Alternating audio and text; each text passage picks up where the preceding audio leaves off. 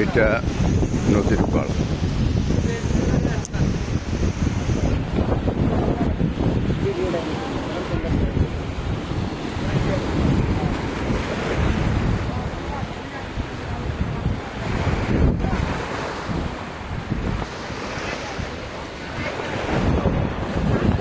যদিও এটা দেখতে আমাদেরকে অত্যন্ত আনন্দ দিচ্ছে,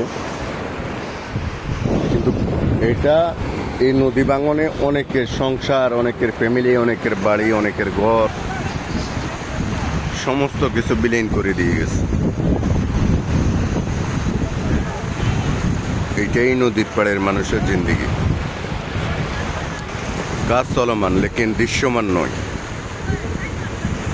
চলমান কাজ হলেও এটাকে দৃশ্যমান বলা যায় না।